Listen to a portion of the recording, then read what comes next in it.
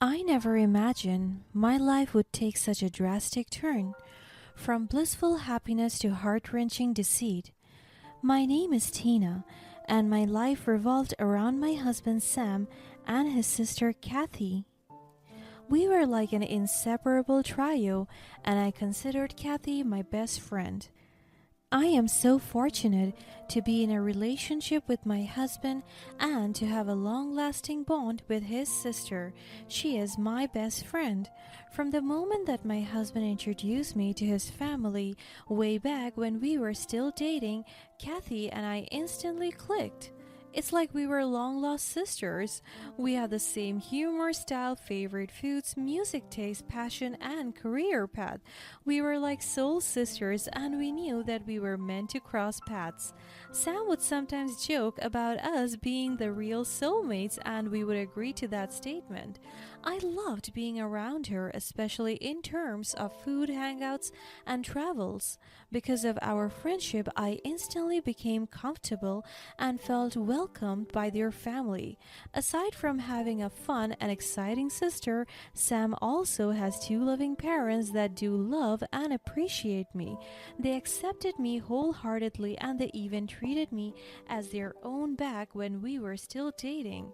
It feels surreal to be loved by a family that makes you feel safe and accepted. I am often included in their trips, family gatherings, adventures, and even some of the lowest moments of their lives. I grew to love them, and over time, I'm slowly becoming part of their family. And it became official when Sam finally took out the ring, knelt before me, said the words, and I screamed the biggest yes of my life. This man is the love of my life, and I could never imagine navigating this world without him and his family by my side. The first few years of marriage were amazing.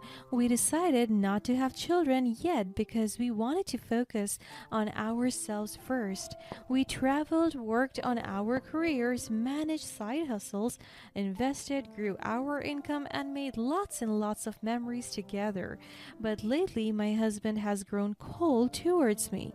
Some said it is normal for relationships who just got past the honeymoon stage, maybe because of boredom and monotony, but I'm very certain that this is only just a mild rift in our relationship and we can clearly and strongly overcome this phase.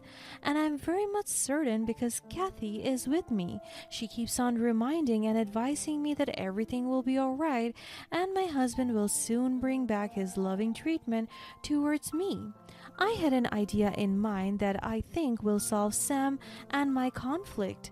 I told him that I wanted us to have a child already because we had enough time for ourselves through our various travels and other leisure times.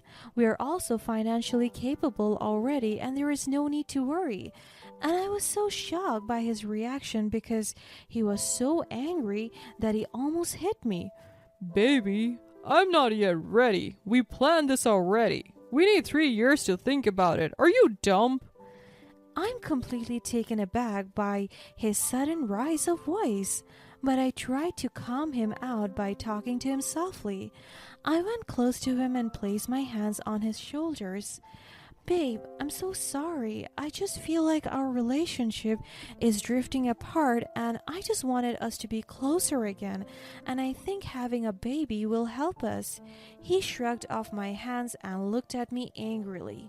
Are you high or something? Because which part of we need 3 years to think about it that you don't understand? I told you I don't want a baby yet. Just get the fuck out of here. I need peace. You are so irritating clinging around me. I feel my heart beating so fast because I was too nervous by his reaction. I walked out and called Kathy immediately. I told her that Sam and I had a big fight, and she was so comforting by telling me that Sam is just stressed and that my feelings are valid and that both of us will rise above this challenge. And I agreed with her. Our bond was rough as days went by, but I still stood by my husband's side because he would still show me his affection from time to time until the fateful day when everything changed. One evening, Sam discovered a secret I had kept hidden, my $1 million savings. I mean, it was not a secret because the money was intended for our children, but I saw him navigating through my files and documents while scrolling through my computer. Oh, babe, you scared me. What are you doing going through my things? I could sense the coldness in him as he remained focused on the screen, but then he faced me. I didn't mean to startle you, Tina. I was just looking for some paperwork and I stumbled upon this folder here on the computer. It had your name on it, so I thought it might be important. I looked at the screen and it was my personal bank statements. It's just some personal savings. I have been putting aside some money for a rainy day. How much money are we talking about here? Why didn't you tell me about it? His voice was firm and sounded angry. It's not a huge amount, just a few $1,000s. I didn't think it was a big deal and I wanted to surprise you someday. Oh, surprise, huh? Well, you've surprised me. Why did you keep it a secret? I didn't want you to feel like I was hiding anything. It's just with everything going on, I thought it would be nice to have a little extra security. Security? Tina, are you trying to save up for something specific? Is there something you're not telling me? I've been thinking about our future, Sam. I want us to have a better life, and having some savings gives me peace of mind. And specifically speaking, it's for our baby. And for now, I want to save up some more. Tina, you know I want the best for both of us, but we are a team and we should be making financial decisions together. You don't have to carry this burden alone. I know, Sam, but with everything that has happened, I just felt like I needed to have some control over our situation. I was so amazed by how Sam handled the situation. It feels like the same way he used to manage our conflicts in the early stages of our relationship. You know what's a better way to spend that money? I looked at him in confusion. My love, I told you it's for the baby, and we have to save up some more to give them a better few. Can you shut the fuck up for a moment? I flinched at his sudden change of tone. He went mad again. He looked at me with irritation. Do you think I'm fine with what you did? No, I'm just trying to look fine. I could feel my nervousness etching throughout my entire body. I don't understand. Now that you completely hide from me the existence of your savings, I will have full control of it now. I was so shocked by what he said. Listen to me and do as I say. You will give the entire $1 million savings to my sister Kathy. I was confused even more. Why? He banged the table and I flinched again. I thought you were her friend. I thought you were family. How can you not know that she is sick and has cancer? My jaw dropped as I heard what he said. Are you serious? Do I look like lying to you? But Kathy would tell me immediately about the kind of thing, but she never mentioned something like that at all. My heart sank when he disclosed his intention for the money. He claimed Kathy was suffering from cancer and needed financial help for her treatment. It's not important. What's important now is that you will transfer that money to my bank account and I will pay for her medication. Am I clear? I am so skeptical of the way he demanded. It seems like he is in a hurry or something. I can just send it to her account directly. No! He stood up out of frustration. Give me the money now or I will file a divorce. I could feel my body shaking as he threw that threat at me. I nodded in response and transferred the money to his account. After he received it, he quickly went out of our room and drove the car away.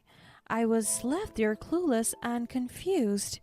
Of course, I had my doubts. Kathy had confided in me about her health, and she never mentioned anything about cancer. Conflicted and wanting to believe Sam, I approached her cautiously only to be met with her honesty. She was not battling cancer and she was appalled that Sam would use such a lie to manipulate me. Sam, however, was relentless. He threatened me with divorce using emotional blackmail to force me into transferring the entire sum to his account. My world crumbled, torn between loyalty to my friend and the fear of losing my husband. In my desperation to salvage my marriage, I complied with his demand. And that's what happened. I gave him the money and he left me alone. Before the betrayal came to light, there were subtle signs that something was amiss in my marriage. Aside from being cold and unable to control his anger issues, Sam had been growing distant, spending more time away from home under the guise of work related commitments. Initially, I chalked it up to the stress of his job, just like what Kathy said, but little did I know that he was slowly slipping away from me.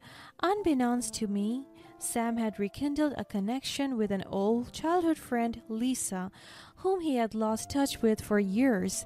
They had started communicating secretly, and their conversations gradually escalated from innocent catch-ups to flirtatious exchanges.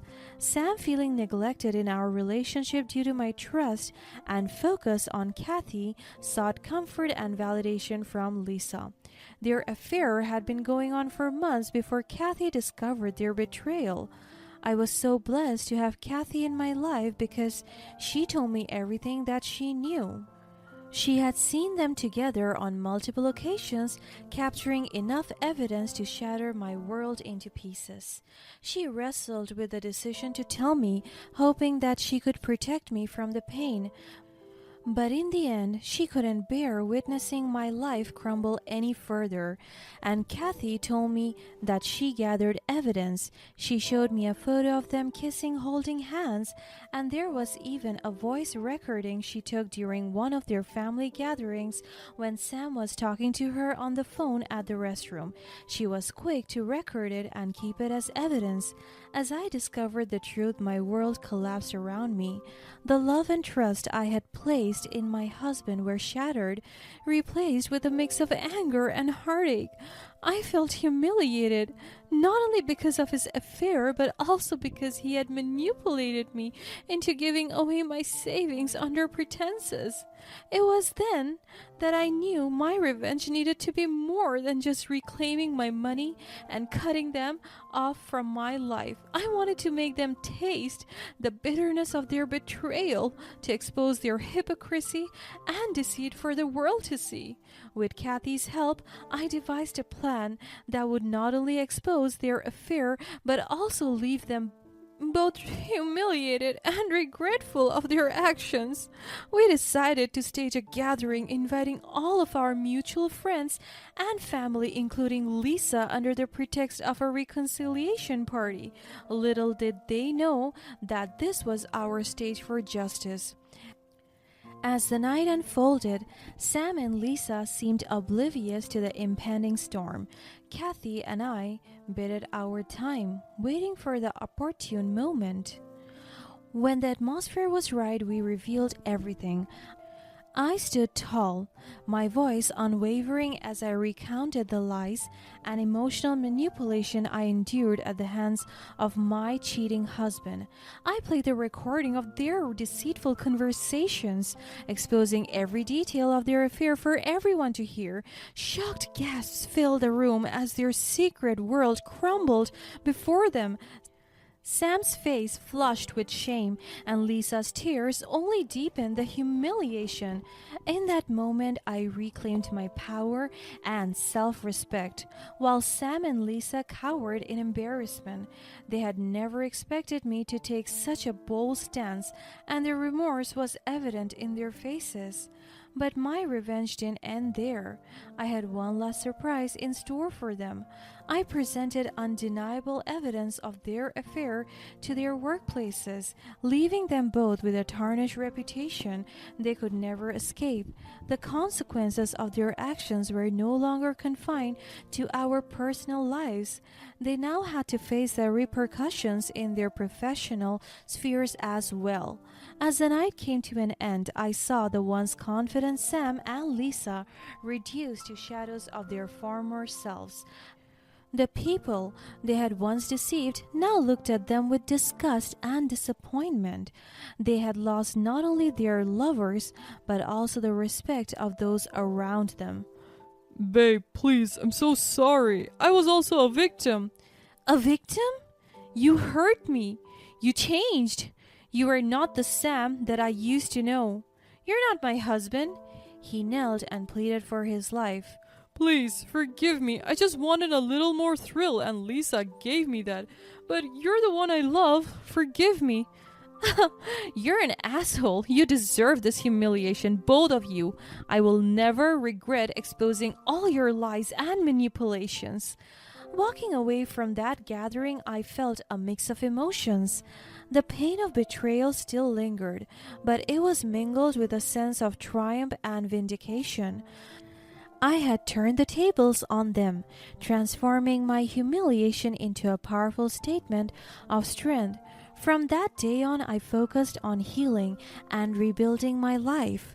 The revenge I sought was not one of cruelty or violence, but a testament to the strength of the human spirit. I learned that in the face of adversity, one can rise above the pain and emerge stronger than ever before.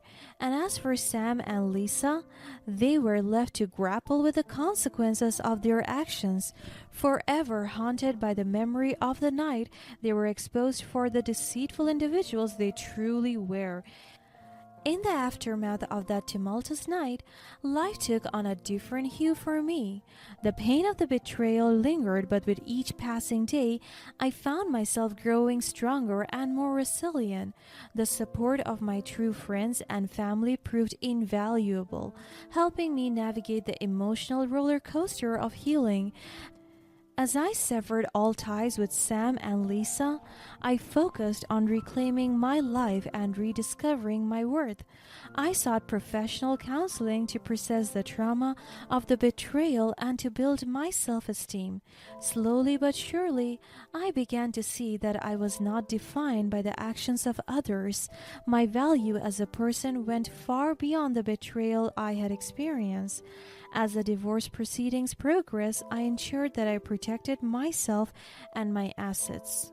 My attorney worked diligently to ensure that I received my fair share of marital property, including the hard-earned money that Sam had tried to exploit. With the divorce finalized and my finances secured, I took a bold step to start fresh in a new city. It was an opportunity for a fresh beginning away from the painful reminders of the past. I embraced the change, seeking new experiences and friendships that would help me grow. Over time, the wound left by the betrayal began to heal, but I never forgot the lessons it taught me. I became more discerning in my relationships, guarding my heart with greater caution. Trust had to be earned, and I refused to settle for anything less than genuine love and respect. During this period of self-discovery, I found solace in pursuing my passions. I threw myself into my career, excelling in my profession and achieving personal milestones that filled me with pride. I also explored hobbies that had taken a back seat during my marriage, rediscovering the joy of painting and traveling. As the months turned into years, I received occasional updates about Sam and Lisa from mutual acquaintances. Their lives had taken a downturn both personally and professionally as the consequences of their actions continued to haunt them. It was a stark reminder that the choices we make can have lasting repercussions, shaping the trajectory of our lives. But I didn't derive satisfaction from their misfortunes. Instead, their plight reinforced my belief in the importance of empathy and forgiveness. I had found closure within myself, and harboring ill will towards them would only serve as a shackle to my happiness. Though I had experienced heartbreak and humiliation, I refused to let it define me. Instead, I embraced my newfound independence and the strength I had discovered within. The healing journey was not without its challenges, but it transformed me into a resilient, compassionate, and empowered individual. And when I finally encountered love again, it was different. I was cautious, yes, but also open to the possibility of a healthy, loving relationship. I allowed myself to be vulnerable, knowing that true love required trust and communication. As time passed, I realized that the betrayal had been a catalyst for profound personal growth. It pushed me to confront my fears, embrace my worth, and forge ahead with unwavering determination. Strangely, I was grateful for the pain, for it led me to discover my inner strength and resilience. Looking back now, I see the journey as a testament to the indomitable human spirit. Life will inevitably throw curveballs our way, but it is how we respond to those challenges that define us. The revenge I sought out was not in causing harm to others, but in reclaiming my life and refusing to be a victim of circumstance. I share my story with others who may have faced betrayal, hoping to inspire them to find their path to healing and empowerment. Life is a journey filled with ups and downs, but in the end, we have the power to rise above the ashes and emerge stronger than ever before.